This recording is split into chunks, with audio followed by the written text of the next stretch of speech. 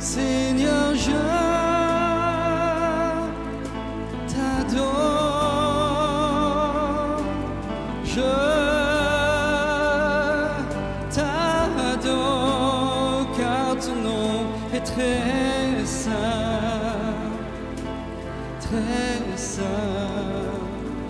Seigneur.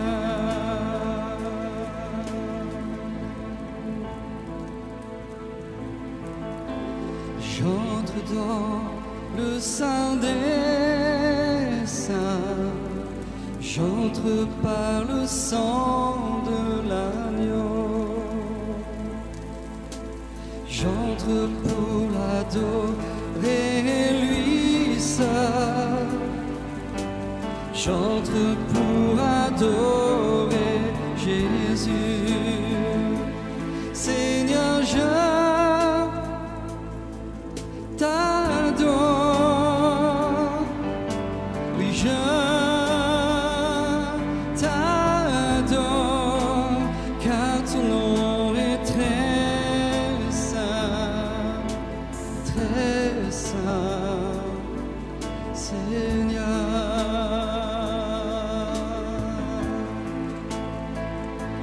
Seigneur, je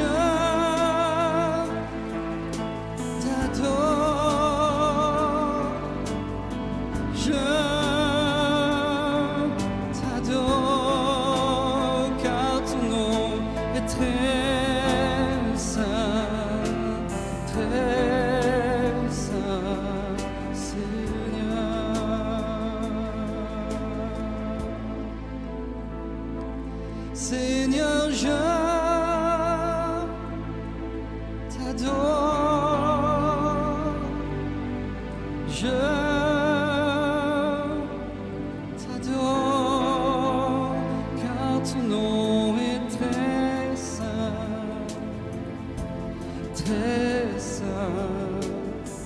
Seigneur.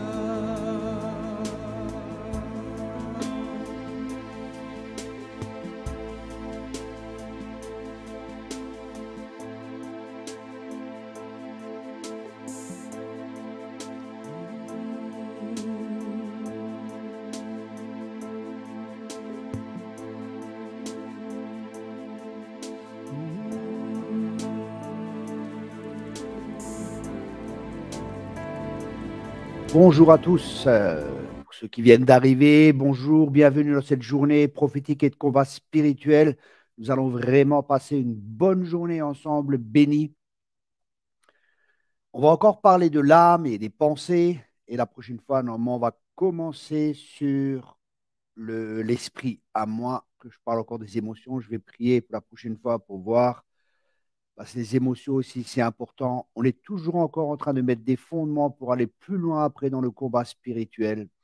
Mais c'est des fondements qui sont vraiment importants. Tellement de gens n'ont pas de fondements et on voit quand la tempête vient, ils ne tiennent pas parce que leur maison n'est pas bâtie sur le roc.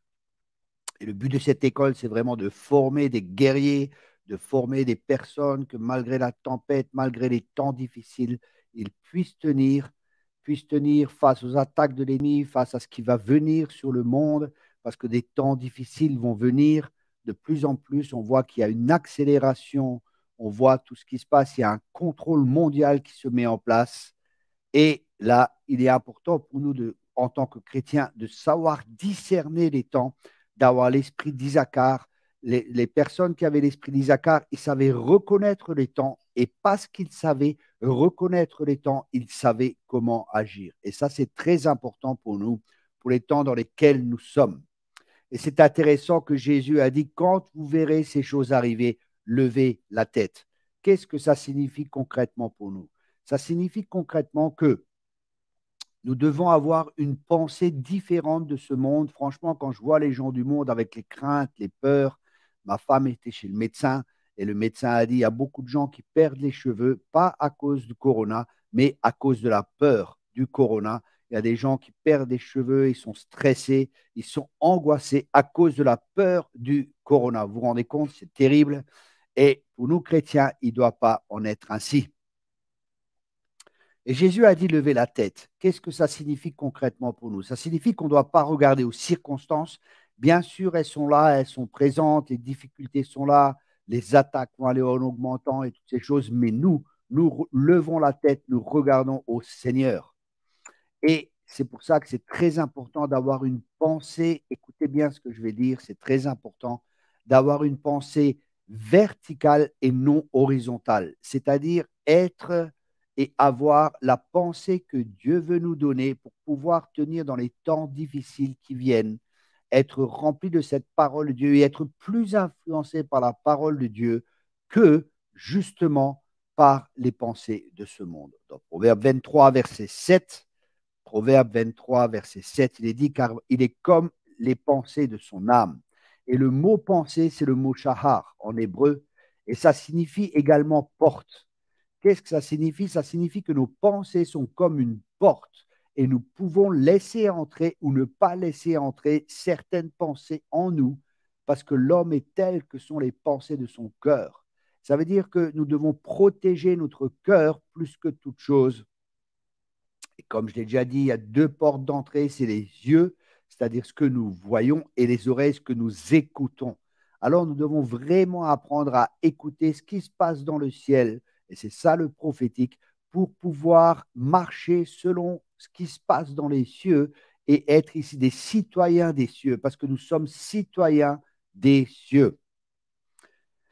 Les pensées ont une grande influence dans notre vie. On peut passer de l'échec à la réussite, de la dépression à la joie, de survivre à la stabilité, de la stabilité au succès, de la maladie à la guérison et de la pauvreté à l'abondance. Si nous méditons la parole de Dieu, dans le psaume 1, verset 1, il est dit, heureux l'homme qui ne marche pas selon le conseil des méchants, qui ne s'arrête pas sur la voie des pécheurs et qui ne s'assied pas en compagnie des moqueurs.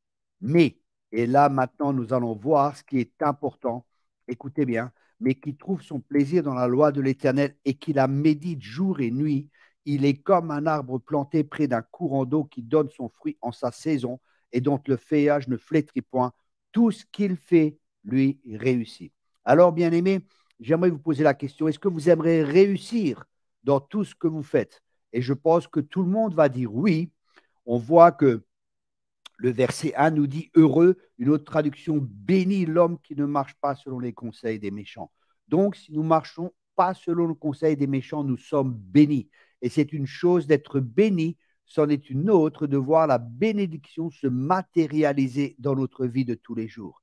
Et Dieu aimerait que cette bénédiction se matérialise, c'est-à-dire qu'elle devienne visible, palpable et qu'on puisse en profiter. La question est, pour que cette bénédiction puisse porter du fruit, que faut-il faire? On voit le verset 1 et le verset 3. Il est dit au verset 1, béni, ça veut dire que nous sommes bénis déjà de toute bénédiction dans les lieux spirituels, nous avons tout. Et là, il est dit, il est comme un arbre planté près d'un courant d'eau qui donne son fruit en sa saison et dont le feuillage ne se flétrit point, tout ce qu'il fait lui réussit. Être béni, c'est tout ce que nous faisons réussit.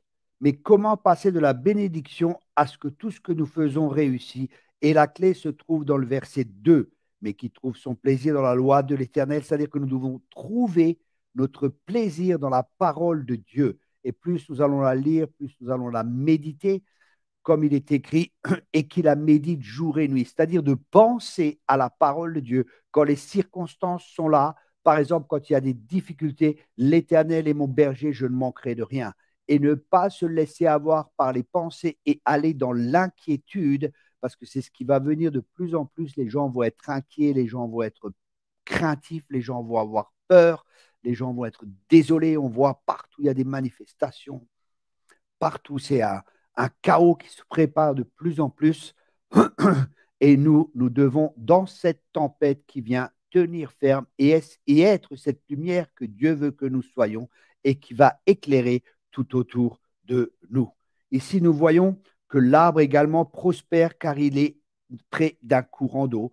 Pour nous aussi, la prospérité liée à sa parole, de notre attitude à notre égard. Et vous connaissez tous Josué 1, verset 1, hein, Dieu pour le combat, et c'est un combat qui est là, il devait prendre possession du territoire. Et c'est vraiment ce que je pense que l'Église va de plus en plus prendre possession de ce qui nous appartient en Christ, parce que nous allons de plus en plus connaître notre identité, qui nous sommes en Christ, qui nous sommes réellement. C'est pour ça que ces messages sur le corps, l'âme et l'esprit sont tellement importants pour que nous puissions différencier ce qui vient de l'âme et ce qui vient de l'esprit. Je vois tellement d'erreurs dans le prophétique. Par exemple, aux États-Unis, beaucoup de prophètes avaient prophétisé que Trump allait être élu. C'est des prophètes de renommée. Et alors, il y a James Gold et Michael Brown. Ils ont dit, voilà, tous ces prophètes doivent se repentir ouvertement parce que ce n'est pas que leur nom qu'ils ont sali, mais c'est le nom de l'Éternel, le nom du Seigneur. Et heureusement, certains ont accepté cela, mais on voit que malgré que ce soit des grands noms et des gens connus, ils ont prophétisé les désirs de leur cœur au lieu de prophétiser les plans et la volonté de Dieu. Et nous ne pouvons pas prophétiser les désirs de notre cœur. Nous devons, si nous prophétisons, prophétiser la parole du Seigneur. Et c'est pour ça que la séparation de l'âme et de l'esprit est tellement, tellement importante. Et c'est ce que nous allons étudier aujourd'hui. Et là, on voit dans Josué 1, Dieu dit, je ne te délaisserai pas, je ne t'abandonnerai pas, c'est toi qui vas succéder à Moïse, c'est toi qui vas conduire le peuple et vous allez prendre possession de ce pays. Et il rentre dans le pays. Mais avant d'entrer dans le pays, que lui dit Dieu? Quelle est la stratégie que Dieu lui donne? Et pour nous, c'est pareil. Quelle est la stratégie pour rentrer dans les bénédictions que Dieu a prévues pour nous et que nous puissions les acquérir, qu'elles se matérialisent et que nous puissions en profiter afin de pouvoir bénir les autres. Dieu a béni Abraham. Il a dit, je te bénis pour que tu sois en bénédiction. Quand nous sommes bénis, ce n'est pas égoïstement que nous devons penser, mais nous devons penser à bénir le plus grand nombre. Nous étions au Liban, nous avons pu bénir le Liban. Là, dernièrement, dans la nuit, je priais, je dis, Seigneur, qu'est-ce que je dois faire avec les finances? Donne-moi de la sagesse. Et j'ai pensé à un ministère, un ami à moi pendant cette nuit, et je dis, ah, et j'ai reçu une somme. J'ai dit, Seigneur, si vraiment cette parole est de toi, que ce ministère m'appelle demain et je lui enverrai ce que tu m'as dit. Et vous savez ce qui s'est passé? Le lendemain, ce ministère m'a appelé, alors qu'il m'appelle une fois, deux fois, trois fois, quatre fois peut-être dans l'année. On n'a presque pas de contact, mais c'est vraiment un ministère qui fait un super travail. Il est responsable d'une dizaine d'églises. Il va dans la brousse, à Madagascar, un pays très pauvre. Et là, il m'a appelé, on a discuté. Je dis, waouh, tu es vraiment conduit par le Saint-Esprit. C'est vraiment le Seigneur qui t'a conduit à m'appeler aujourd'hui et je lui ai fait le don et j'ai envoyé le don qu'il m'a demandé. Tout cela pour vous dire que dans les temps dans lesquels nous sommes et dans les temps qui vont venir, nous devons vraiment, vraiment, et je répète, vraiment, vraiment être conduits par l'Esprit de Dieu et pas faire les choses avec notre âme, pas faire les choses parce qu'on aime bien les gens, pas faire les choses parce qu'il y a des besoins, mais faire les choses sous la conduite du Saint-Esprit. Ça peut paraître bien d'être conduit par les besoins, mais ça peut des fois être contraire à la volonté de Dieu, parce que peut-être Dieu a conduit ou cette personne à travers les mauvaises décisions qu'elle a prises, elle est dans des besoins. Et là, des fois, il ne faut pas l'aider parce qu'elle doit apprendre à dépendre de Dieu et à recevoir l'aide et l'assistance du Seigneur. Et c'est pour ça que nous ne pouvons pas faire les choses humainement, nous devons marcher de manière divine. Écoutez bien ce que je vous dis. Nous parlerons peut-être de cela. Je suis en train d'étudier cela avec David et la vie de David. Et je crois que c'est une clé importante pour la fin des temps, pour les temps dans lesquels nous allons venir, le tabernacle de David qui sera restauré. Je suis en train de travailler dessus. Nous allons voir si on va en parler, mais c'est tellement important. Et nous allons voir comment vivre aussi ce que David a vécu. Mais une des clés de la vie de David, c'est que David disait toujours, il ne faisait pas la guerre sans consulter l'Éternel. Je répète cela. David ne faisait pas la guerre sans consulter l'Éternel. Rappelez-vous, le peuple d'Israël, Josué n'a pas consulté l'Éternel et il a fait une alliance avec des gens qui lui avaient menti et cette alliance, il ne devait pas la faire et ça a eu des répercussions encore plus tard sur Israël. Donc, pour les temps dans lesquels nous sommes, nous devons vraiment, vraiment être conduit par l'Esprit de Dieu, c'est pas une option, c'est une nécessité pour savoir quoi faire avec nos finances, pour savoir où investir, savoir acheter, ne pas acheter. Nous devons être sages et nous devons être prudents car nous faisons la guerre avec prudence. Et nous ne pouvons pas nous laisser conduire par notre âme, par nos bons sentiments, par nos bons cœurs, mais nous devons être conduits par l'Esprit du Seigneur. Je me rappelle un jour, pour vous donner un exemple, j'étais dans une église et je voyais les gens qui étaient là et je prêchais sur l'amour du cœur de Dieu, mais l'amour maternel de Dieu, parce que Dieu est autant Père, il est aussi Mère. Et je prêchais sur ça. Et à chaque fois, le Saint-Esprit me conduisait à reprendre l'Église sur l'adultère, aux personnes qui couchent ensemble sans être mariées. Et à chaque fois, en plein message, je repartais sur ça. Ah, et j'arrêtais pas de parler et de confronter des gens qui ont des relations sexuelles hors mariage. Et pas mal de jeunes qui étaient là. Et à la fin du message, j'avais le pasteur, j'ai dit ça a été. La femme du pasteur me dit oui, c'était très bien. Ah, je dis ah, tu sais, mais je voulais parler sur l'amour de mère de Dieu. Il y a tellement de besoins, il y a tellement de gens blessés et j'aimerais bien qu'ils puissent vivre cela et être touchés par le cœur de mère de Dieu pour pouvoir guérir. Mais tout le temps, j'ai été conduit à prêcher sur la fornication, sur l'adultère et toutes ces choses. Et là, elle me dit, tu sais, c'était vraiment l'esprit qui t'a conduit. Et là, je me suis mis à pleurer parce que je me suis rendu compte que mon bon cœur et mes pensées humaines de vouloir faire du bien étaient contrairement à côté de ce que Dieu voulait faire, parce que Dieu voulait reprendre, il voulait corriger, il voulait amener la repentance dans la vie des gens et pas la guérison. La repentance était prioritaire dans ce message.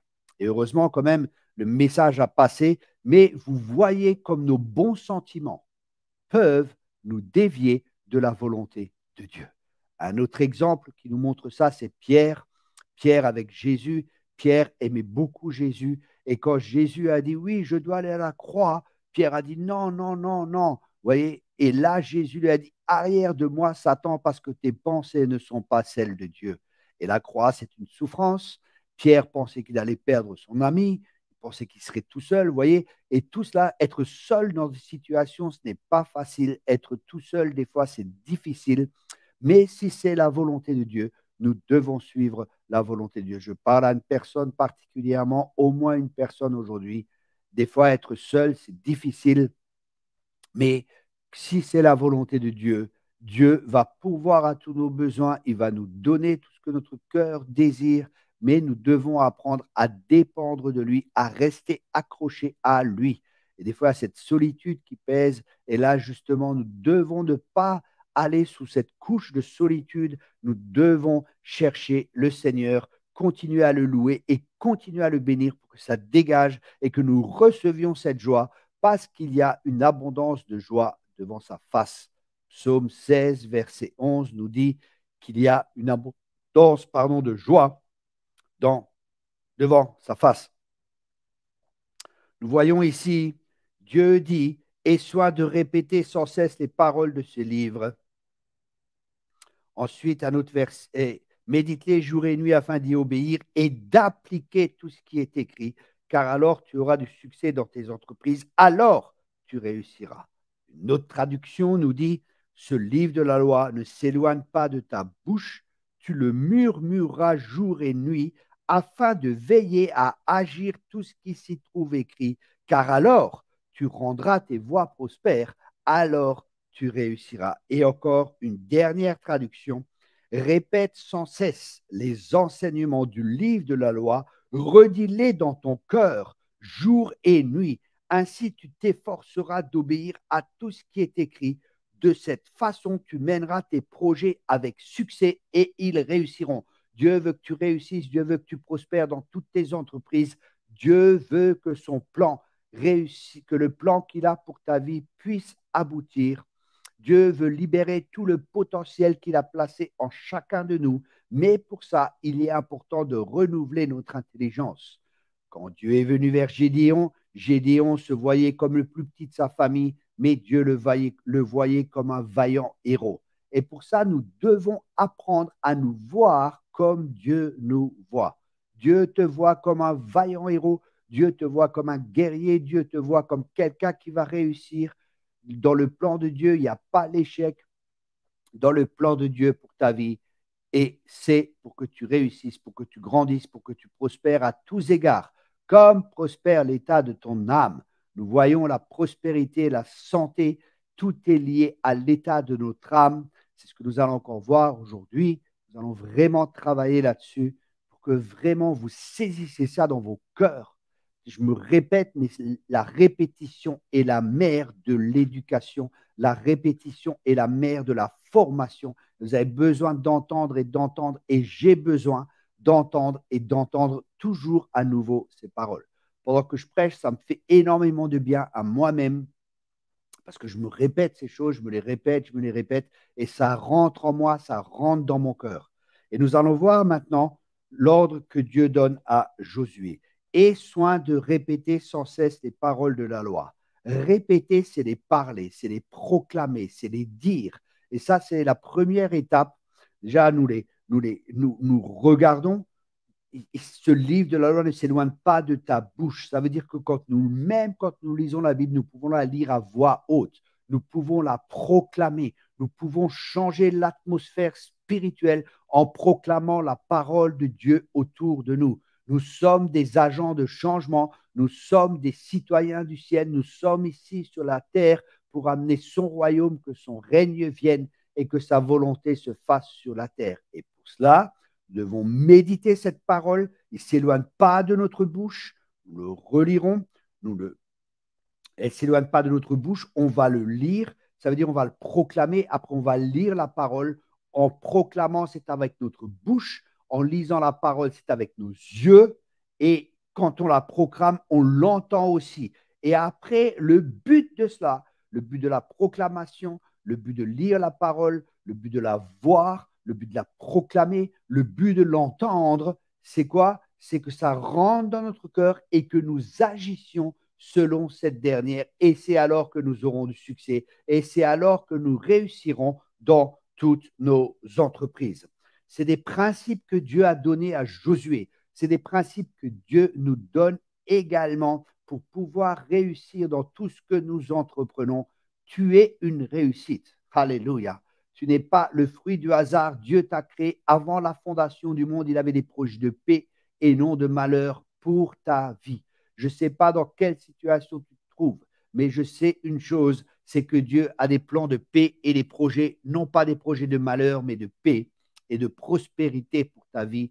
Dieu veut que tu prospères à tous égards, mais cela ne viendra pas automatiquement. Dieu nous a bénis, mais pour que cette bénédiction puisse être libérée dans nos vies, il est important que nous alignions nos pensées avec les pensées du Seigneur. Et je vois des fois, quand il y a des coups difficiles qui viennent, ça peut nous mettre par terre. Quand il y a des mauvaises nouvelles qui arrivent, ça peut nous tirer vers le bas. Mais nous devons apprendre, et c'est un processus, je dis bien apprendre. Ce n'est pas forcément déjà savoir, mais des fois, c'est un exercice. Et on commence des fois petit, on a une mauvaise nouvelle, on est tiré vers le bas, on y réfléchit pendant 5-10 minutes, un quart d'heure, une heure, une journée, des mois, et ça nous travaille. Mais nous devons apprendre, dès que ces paroles viennent, dès que ces mauvaises nouvelles viennent, à les mettre de côté et à nous concentrer sur la parole de Dieu et à voir ce que Dieu dit. Quand vous verrez ces choses arriver, levez vos têtes. Dieu veut que nous levions nos têtes et que nous pensions, que nous agissions comme un gagnant parce que Dieu nous a créés pour être plus que vainqueurs, pas juste des vainqueurs, plus que vainqueurs. Amen. Tu es un plus que vainqueur. Amen.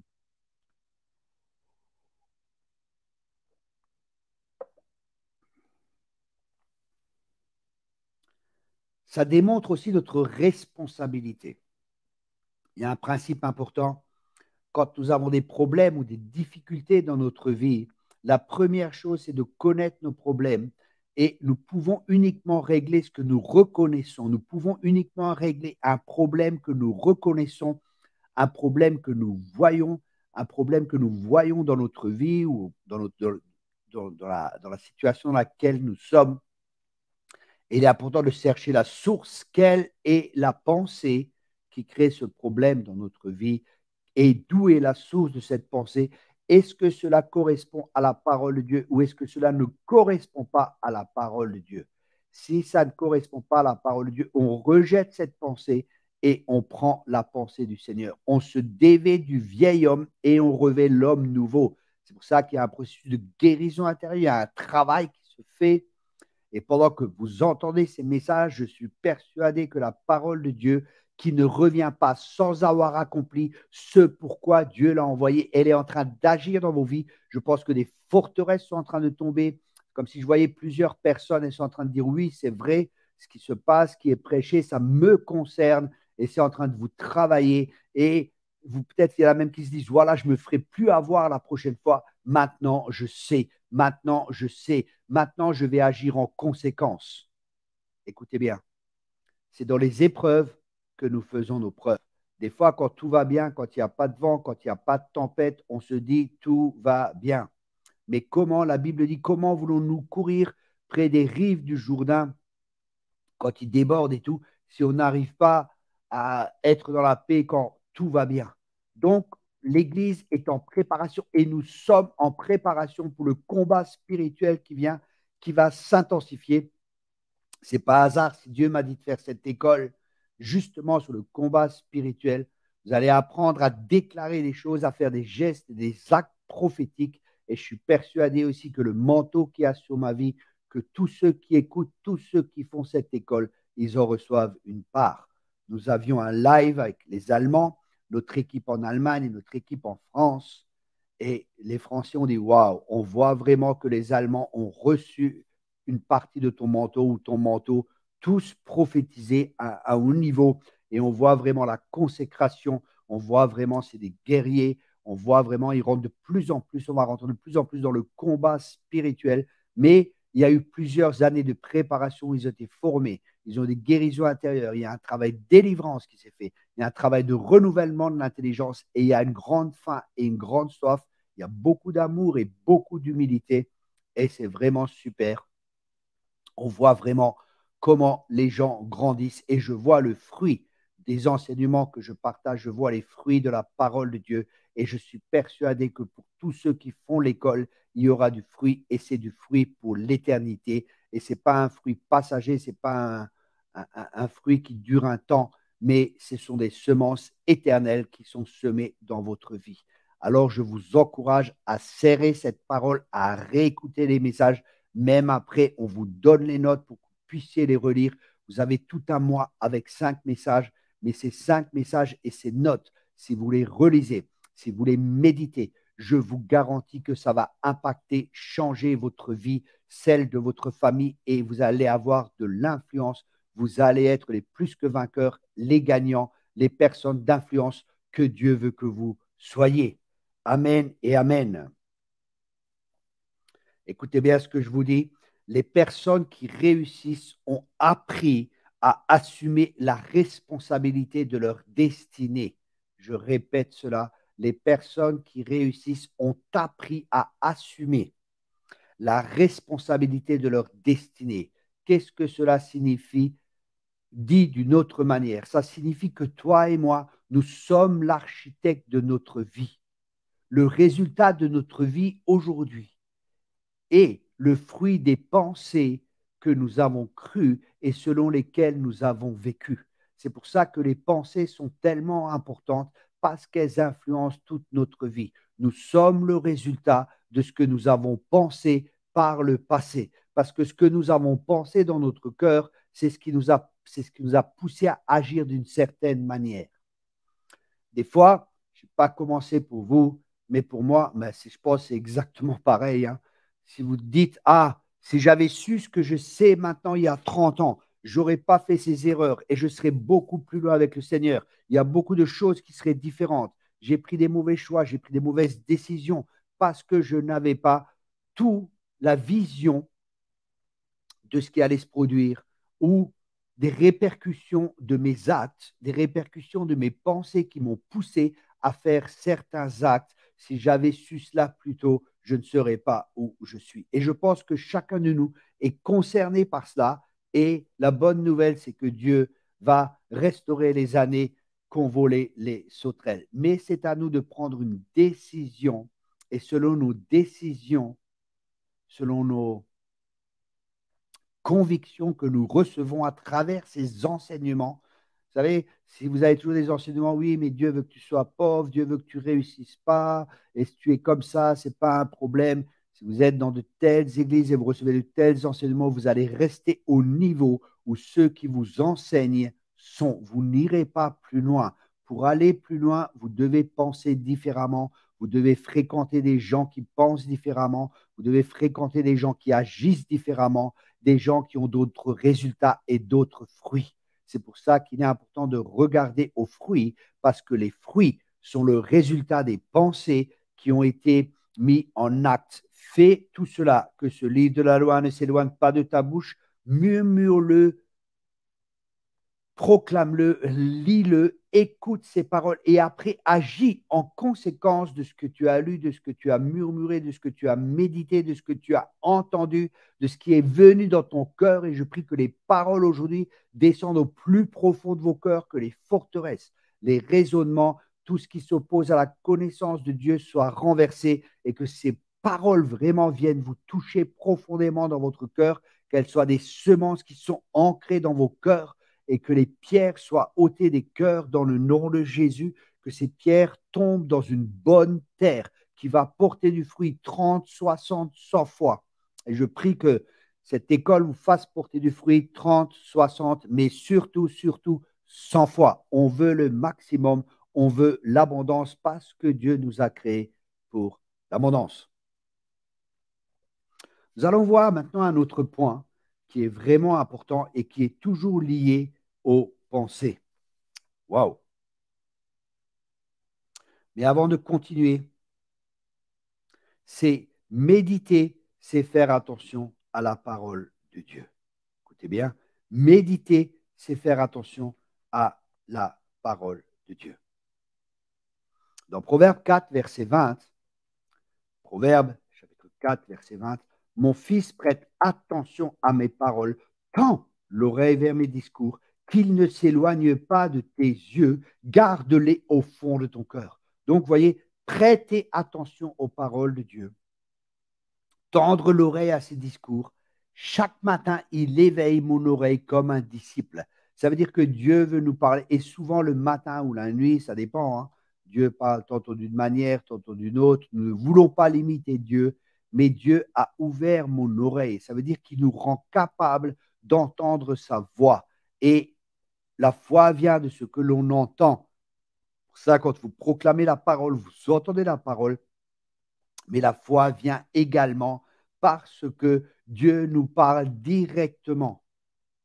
Pas directement à travers sa parole quand nous la lisons, bien sûr, ça c'est les cas majeurs, mais Dieu nous parle aussi ainsi et nous devons apprendre à être sensibles à la voix de l'Esprit pour être conduits par l'Esprit parce que nous sommes fils et filles. Et ce mot fils, c'est le fils qui est arrivé à maturité. Ça veut dire tous les fils qui sont arrivés à maturité sont conduits par l'Esprit de Dieu. Et nous devons, dans les temps dans lesquels nous sommes, je me répète, être conduits par l'Esprit de Dieu pour les temps difficiles qui viennent, pour pouvoir naviguer dans les eaux troubles. C'est comme un bateau, vous savez, nous sommes dans un bateau, c'est notre vie, et nous sommes dans ce bateau, et nous avons un gouvernail. Et ce gouvernail, ce sont les pensées. Et c'est les pensées que nous acceptons ou que nous refusons qui vont diriger notre vie. Ce gouvernail va nous diriger à bon port, alléluia, et c'est l'éternité jusqu'à ce que le Seigneur revienne ou que l'on décède avant. Mais si nous gérons correctement ce gouvernail, c'est le gouvernail qui va tout diriger, qui va diriger notre vie. Même si à la tempête, nous regardons, nous gardons le cap, nous gardons le focus, comme j'ai déjà parlé la dernière fois, nous restons focalisés et en gardant ce focus, nous dirigeons le gouvernail en fonction du focus que nous avons, en fonction de la direction que nous avons, en fonction des convictions qu'il y a dans notre cœur. Dieu dit dans sa parole qu'il donnera du succès, il réussira selon les convictions, selon ce que nous avons décidé dans notre cœur. Si c'est en accord avec sa parole, Dieu nous donnera du succès. C'est dans Job que vous trouvez ça, je ne sais pas exactement quel chapitre et ni quel verset, mais la Bible dit dans Job, à tes résolutions répondra le succès. Et les résolutions que nous avons faites, que nous croyons dans notre cœur, proviennent des pensées que nous recevons. Et nous pensons que c'est bon, et c'est pour ça que nous avons une résolution, nous avons une conviction, nous décidons quelque chose, la pensée vient, on l'accepte ou on la rejette. Si on accepte cette pensée, elle va nous changer, elle va nous transformer, elle va former notre caractère. Et là, c'est des résolutions qui sont créées dans notre cœur. Et si nous agissons selon ces dernières, ou nous réussissons ou nous échouons. Donc, nous voyons à nouveau ces pensées sont comme un gouvernail ou comme un volant pour notre vie où nous nous dirigeons.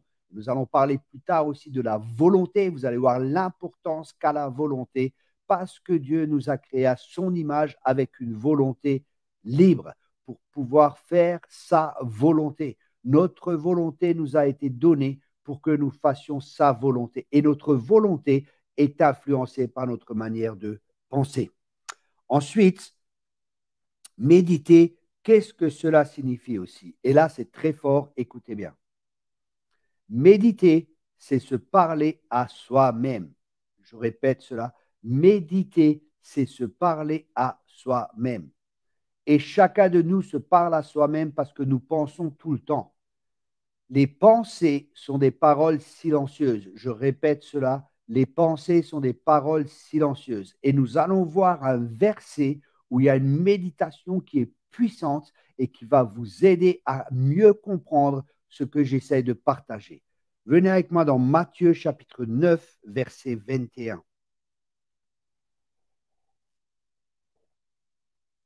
Matthieu chapitre 9, verset 21.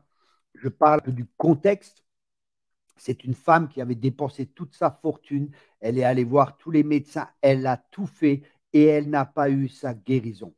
Et là, elle a entendu parler de Jésus. Et qu'est-ce qu'elle se dit? Elle aurait pu se dire, ça n'a jamais marché. Bon, je vais essayer. On verra si ça marche. Est-ce qu'elle s'est dit cela? Non. Elle avait des pensées en elle qui l'ont poussée à l'action. Elle avait une conviction en elle. Elle avait une ferme assurance parce que la foi, c'est une ferme assurance.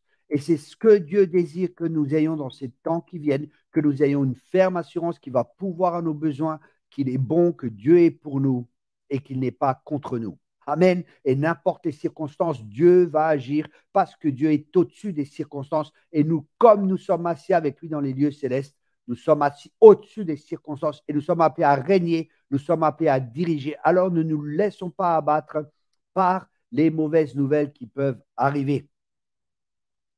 Matthieu 9, verset 21. Car elle disait en elle-même, écoutez bien, elle disait en elle-même, elle se parlait elle-même, si je puis seulement toucher son vêtement, je suis guéri. Elle ne s'est pas laissée influencer par son passé, elle ne s'est pas laissée influencer par ses expériences, elle ne s'est pas laissée influencer par les échecs qu'elle a vécus, mais elle a pensé, si seulement je peux le toucher, je serai guéri. Et qu'est-ce qui se passe à ce moment-là? Venez, parce que c'est important, je vais quand même le lire, la suite du verset, parce que c'est tellement important. Nous voyons la réaction du Seigneur dans cette circonstance et c'est vraiment quelque chose qui est magnifique. C'est dans Matthieu, chapitre 9. Alléluia.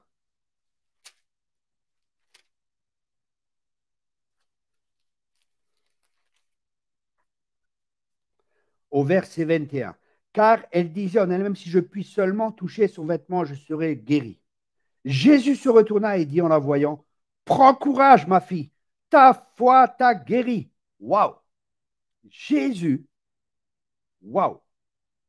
Il a senti qu'il était touché, alors qu'il y avait une foule qui était là. Elle est passée par cette foule. Elle avait une perte de sang. Rappelez-vous, normalement, la tradition dit une femme avec une perte de sang ne peut pas sortir. Et une femme ne peut pas toucher un homme comme ça.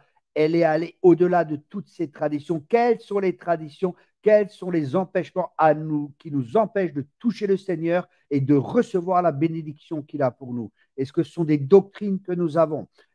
Quelles sont les doctrines qui influencent notre manière de penser? Qu'est-ce que nous avons appris par le passé qui nous empêche justement de toucher le Seigneur et de recevoir sa bénédiction? Ça, c'est des questions que chacun de vous peut se poser et je prie que le Saint-Esprit vous révèle cela pour que vous puissiez renverser ces forteresses, pour que vous puissiez changer vos manières de penser et penser comme cette femme: si seulement je peux le toucher, je serai guéri. C'était une conviction, c'était la foi, c'était une ferme assurance. Écoutez bien ce que Jésus répond. Jésus se retourna et dit en la voyant: prends courage, ma fille, ta foi t'a guérie. Waouh! Elle avait une foi dans le Seigneur et elle a été guérie. Alors, je ne sais pas si tu as besoin de guérison, mais reçois la guérison. Reçois ce que Dieu a prévu pour toi aujourd'hui. Parce qu'il y a des bénédictions, je vois cela dans mon esprit. C'est comme plein de cadeaux qui sont dans les cieux et qui sont prévus pour beaucoup de personnes ici. Vous allez recevoir des bénédictions. Je pense déjà que ce message, c'est une bénédiction qui va changer votre vie. Et cette femme fut guérie à l'heure même. Elle n'était pas juste là: oh Seigneur, je veux être guérie. Non, non, elle est allée au-delà des obstacles, elle est allée au-delà des difficultés, elle est allée au-delà de ses échecs, elle est allée au-delà des traditions qui étaient là. Une femme ne peut pas sortir, une femme ne peut pas toucher un homme et ainsi de suite. Si elle a une perte de sang, c'est impossible parce qu'elle est impure et tout ce que la tradition peut dire. Mais cette femme voulait la guérison. Ce que nous voulons, Dieu nous le donnera si c'est en accord avec sa parole, mais le voulons-nous réellement? Et des fois, il y a un combat qui est là. L'ennemi ne veut pas lâcher et c'est à nous de combattre comme elle a combattu. Elle était dans la foule, elle a poussé les gens, certainement, elle est passée à travers toutes ces choses, elle a persévéré, elle a touché le Seigneur et elle a pris sa guérison. Alléluia. Soyons de ceux qui touchent le Seigneur et nous serons guéris. Ça peut être d'autres domaines de notre vie, mais persévérons malgré les épreuves, malgré les difficultés, malgré les temps difficiles qui viennent, parce que nous sommes plus que vainqueurs. Un plus que vainqueur, pour être vainqueur, nous devons vaincre quelque chose. Amen. Et nous sommes tous des plus que vainqueurs. Amen. Nous allons maintenant faire une pause jusqu'à la demi et nous allons reprendre. Je suis persuadé que ce message vous a béni. Réécoutez-le, méditez-le, emmagasinez-le, serrez-le dans votre cœur, agissez en fonction de cela. Et je suis persuadé que ça amènera un changement dans votre vie, dans vos familles et dans votre entourage. Soyez abondamment bénis pendant cette pause. Merci beaucoup.